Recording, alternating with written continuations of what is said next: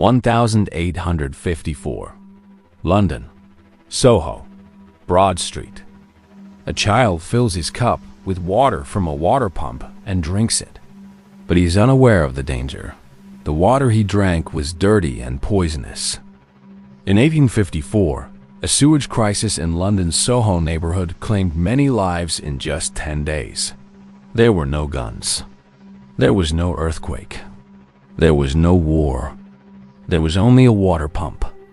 The cases were waterborne, and until that water source was shut off, new deaths were reported every morning.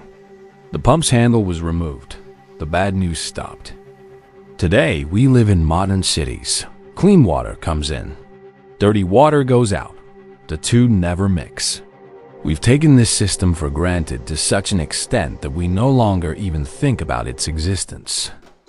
Think of a process that's become as automatic as breathing. Imagine for a moment that you started breathing manually.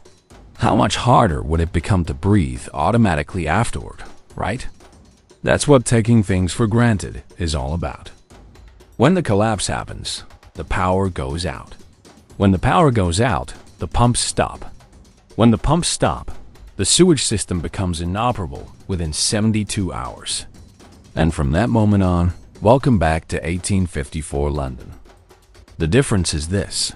Back then, people weren't aware of this danger. You need to be aware of it. The survivors after the collapse made it to the 30th day. They'd somehow left behind those severe tooth infections and eyeglass crises we mentioned in previous episodes. But the quietest threat awaiting them hadn't arrived yet. The threat was right beneath them day 7. The flush wasn't working. It seemed like a minor problem. Compared to the day's other issues, it was almost funny. No electricity, no water, and the toilet wasn't working.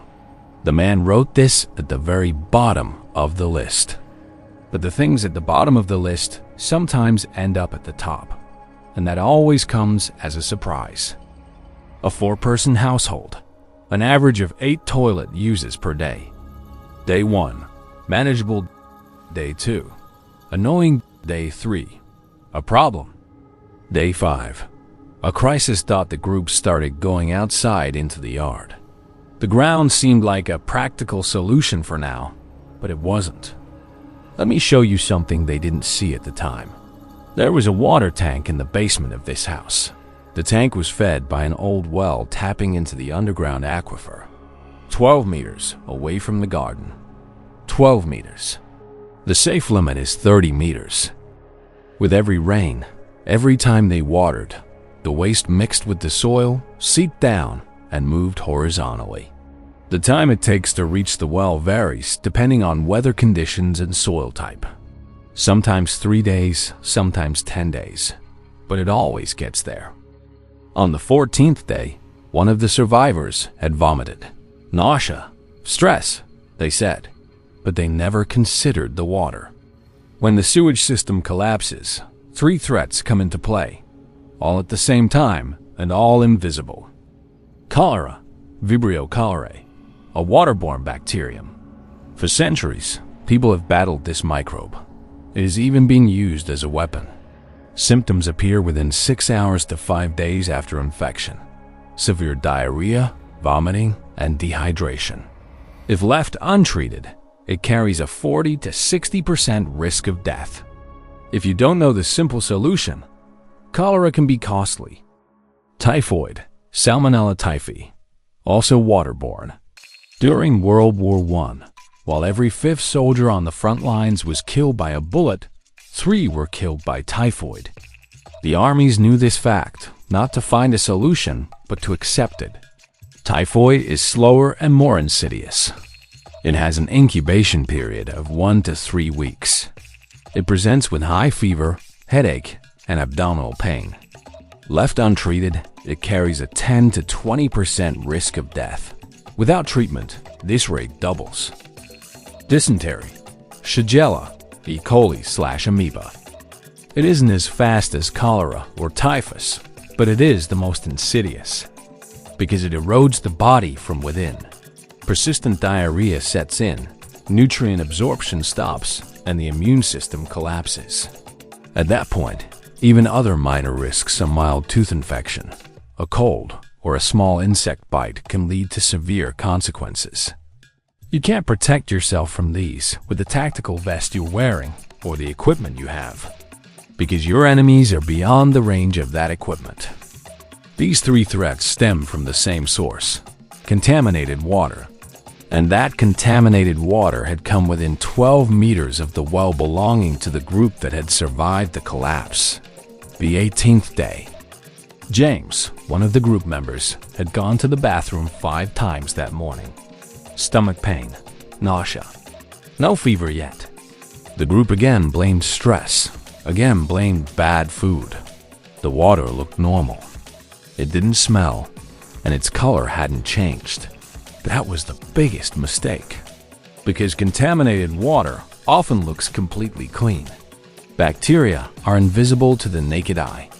The man had boiled the water, which was the right thing to do, but he hadn't considered the soil around the well. Their hands, the containers they used, the surfaces where they prepared food. None of them had been disinfected. Cholera and typhus aren't transmitted solely through drinking water. Even contact between hands that have touched contaminated water and the face is enough. By the 22nd day, 2 out of 4 people were sick: Sarah and James. The group was now operating at half capacity. And on that very day, strange sounds began coming from outside. The danger wasn't limited to invisible microbes. In the next chapter, we'll delve into the details of this new threat at the door and the struggle for survival of those remaining in the group. Because when a group operating at half capacity faces a threat at full strength, the math yields the same result for everyone: an inevitable loss. But the Badger knows all the ways to survive. Now let's move on to our defense plan. Layer 1. What to do while the system is running: preliminary preparation. If you have a single-family home, start researching composting toilets now. Camping-style, portable models cost between $100 and $200. They're simple to use. They don't mix waste with the soil, but keep it contained in a closed system. This single product solves the group's biggest wastewater problem. For apartments or city centers, a different approach is needed: a large 20-liter plastic bucket lined with a trash bag. After use, it is tightly sealed and placed at a designated spot away from the house. It's primitive, but functional. Most importantly, it doesn't contaminate the group's water source. Golden rule: the waste disposal point must always be at least 30 meters away from the water source. This is not a preference. It is a biological necessity. Layer 2. Water safety. Boiling water is correct, but not sufficient on its own. Boiling kills bacteria in the water, but does not prevent cross-contamination. You ensure safety through hand hygiene. Maintaining hand hygiene with water is of critical importance. If access to clean water is limited, use an alcohol-based hand sanitizer. Before eating, after using the restroom, and after any contact with a suspicious surface. This single habit dramatically reduces the risk of contracting cholera and dysentery. Layer 3. Symptom management and emergency response. The information shared here does not constitute medical advice and is intended solely for general informational purposes in extreme disaster and emergency scenarios where professional medical assistance is unavailable. Fluid balance. As soon as diarrhea and vomiting begin, immediately start administering fluids in large amounts. The body loses fluids rapidly. While you may not be able to stop this loss, you can keep the patient alive by replacing the lost fluids. Fever monitoring. Monitor the patient's temperature constantly. If it rises above 40 degrees, you must bring it down. Add this vital information to your emergency medication list. In situations where professional medical help is unavailable, quickly assess the water source, waste disposal site, and hygiene conditions when there is a sick person in the group. Remember, asking these questions before the illness begins can save lives. Afterward, it may be too late. People understood one thing very well long ago. If you cut off the water supply, the deaths stop. In London in 1854, a man removed the pump handle. There had been heavy losses over 10 days, but after the handle was removed, the outbreak was cut off like a knife. The main water source for the group in our story was also their wells, and without realizing it, they were contaminating their own water supply. They didn't know. Most collapse scenarios are based on threats coming from the outside.